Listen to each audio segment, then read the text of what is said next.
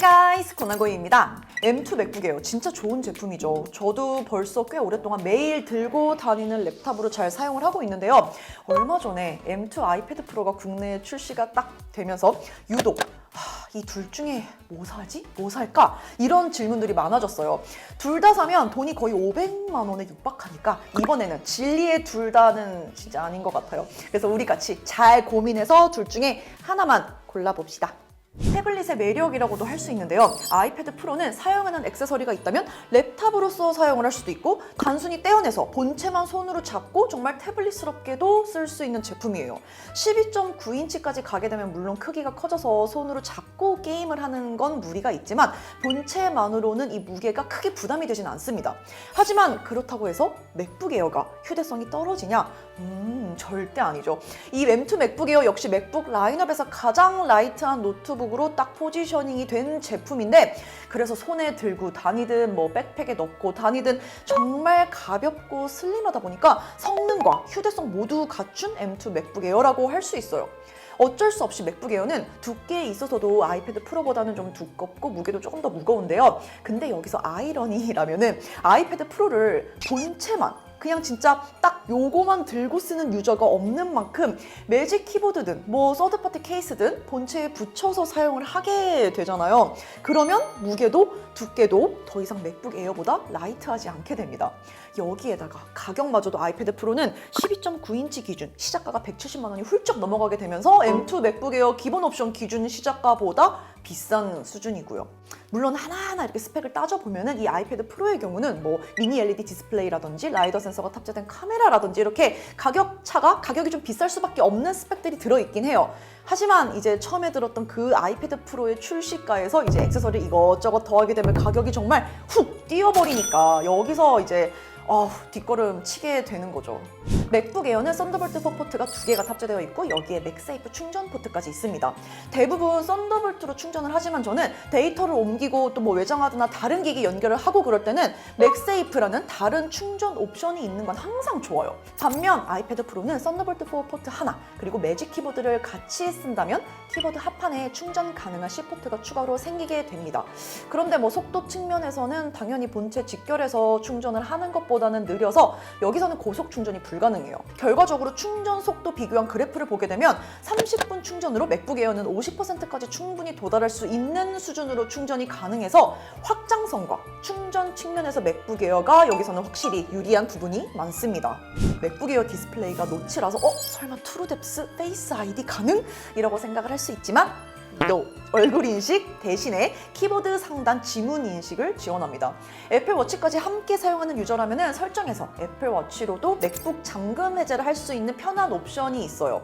아이패드 프로는 뭐 키보드 오픈하거나 키보드에서 아무거나 누르거나 화면을 터치하는 방식으로 가장 편하고 빠르게 잠금 해제 가능한데 인터넷에서 로그인할 때라든지 앱 결제할 때도 얼굴 인식으로 빠르게 가능하니까 이거는 뭐 말할 필요도 없이 압도적으로 편하긴 하죠. 얼굴 인식이라는 것과 지문 인식 여기서 어떤 게 더 안전하다라는 측면보다는 좀 더 편하게 쓸 수 있다는 측면에서 아이패드 프로가 저는 좀 더 사용하기 좋습니다.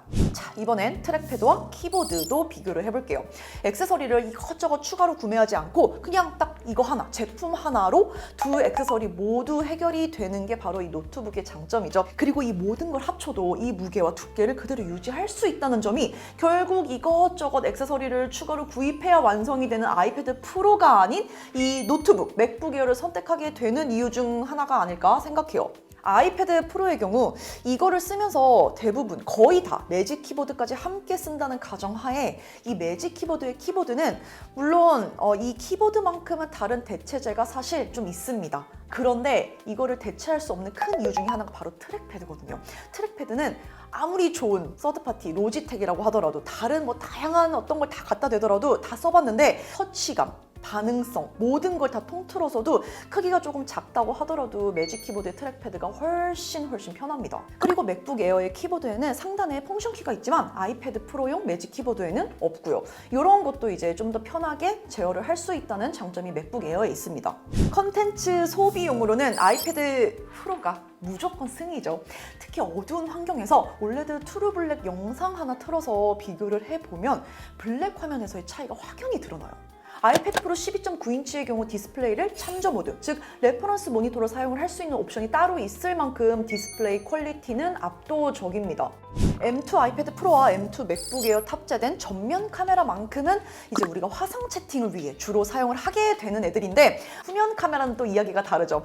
아이패드 프로에는 무려 12메가픽셀 와이드 카메라와 울트라 와이드 카메라가 탑재되어 있어서 자유롭게 촬영도 가능하다는 장점이 있는 만큼 이걸로 찍고 바로 편집하고, 혹은 제가 얼마 전에 소개했던 프리폼이라는 앱을 사용을 할 때도 바로 사진 찍거나 스캔을 해서 갖다 붙이기도 하고, 이런 식으로 활용이 가능하다는 큰 장점이 있어요. 둘 다 M2 8코어 CPU, 10코어 GPU 동일한 사양으로 긱벤치를 돌려봤어요. 긱벤치가 어차피 플랫폼 간 성능 비교를 위한 벤치마크 프로그램인데, 웃기게도 이거는 같은 프로세서를 사용하는데 OS와 하드웨어 폼팩터가 다르다고 스코어 차이가 날까 싶어서 이건 저도 궁금했습니다. 아이패드 프로는 싱글코어 1894점, 멀티 8479점이 나왔어요. M2 맥북 에어의 경우 싱글 1928점, 그리고 멀티코어가 9015점으로 조금 더 앞선 모습이죠. 그런데 GPU 스코어의 경우 아이패드 프로가 32,909점이고요. 반면 맥북 에어는 29,877점으로 흥미롭게도 여기서는 또 프로가 좀 더 앞선 모습입니다. 긱벤치 말고도 둘 다 비슷한 환경에서 성능 비교를 할 수 있게 라이트룸 사진 추출 속도를 똑같이 비교를 해봤는데요. 제가 메인으로 사용하는 알파7 마크4 사진 50장 러 사진으로 똑같이 JPG 추출하는데 걸리는 시간을 측정해봤습니다. 맥북 에어는 56초 만에 끝내버렸고요. M2 아이패드 프로는 그 이후로 1분 7초나 더 지나서 추출이 끝났는데, 이게 어도비 앱이 M2 아이패드 프로에 최적화가 안 되어 있나 싶은 생각도 드는데, 결과적으로 M2 맥북 에어가 거뜬히 2배는 빠르게 추출을 완료했습니다. 이 두 제품이 프로세서 성능에서 큰 차이가 나지 않는다고 하더라도 결국 다른 OS에서 작동이 되는 거기 때문에 두 개 제품을 사용할 수 있는 활용 범위가 다를 수밖에 없어요. 여기서는 어쩔 수 없이 맥북 에어가 좋은 모습을 보여줄 수밖에 없습니다. 예를 들어 라이트룸 모바일 버전이 아닌 더 빠른 클래식 버전과 같은 풀 버전 프로그램 구동이 맥에서는 가능하다는 점, 그리고 완벽히 자유로운 형태로 멀티태스킹이 맥 OS에서는 가능하다는 점도 그렇고요. 반면 아이패드 OS의 경우는 앱 라이브러리라는 게 참 매력적이고 실제로도 꽤 유용한 부분인데, 앱스토어에 있는 방대한 양의 생산성, 컨텐츠, 게임, 미디어 등등 사용할 수 있는 앱이 무료부터 시작해서 그다지 비싸지 않은 가격에 애플리케이션이 아주 많다는 장점이 있죠. 하지만 멀티태스킹의 경우 물론 스테이지 매니저가 업데이트로 기존 멀티태스킹 방식보다 훨씬 나아지긴 했지만 완전히 자유롭게 각각의 앱 사이즈를 컨트롤할 수 있다고 보기에는 힘들고요. 다빈치 리졸브나 파이널 컷, 문제의 팝컷, 아직도 업데이트 안 해주는, 아니 출시 안 해주는 팝컷과 같은 영상 프로그램 풀 버전 역시 사용을 할 수가 없어요. 물론 다빈치 리졸브는 곧 아이패드 프로용으로 출시가 될 예정이지만 맥에서의 풀 버전하고는 아무래도 다르겠죠. 바라는 점이라면 저는 개인적으로 아이패드 프로를 이렇게 더 이상 활용할 게 없을 정도로, 아니 미친 성능 그 이상을 넘어서는 수준까지 이렇게 만들었다면, 이까지 왔다면 아이패드 라인업 중에서 M1, M2 이 프로 모델은 맥OS 지원을 해주는 게 어떨까 싶어요. 그러면 각 라인업의 구분이 물론 이렇게 좀 흐릿해지긴 하겠지만, 아니 맥북처럼 강력하게 만들어 놨으면 맥북 에어 가능한 거 다 쓸 수 있게 해야죠. 적어도 팝컷 아이패드 프로용 나와달라고요.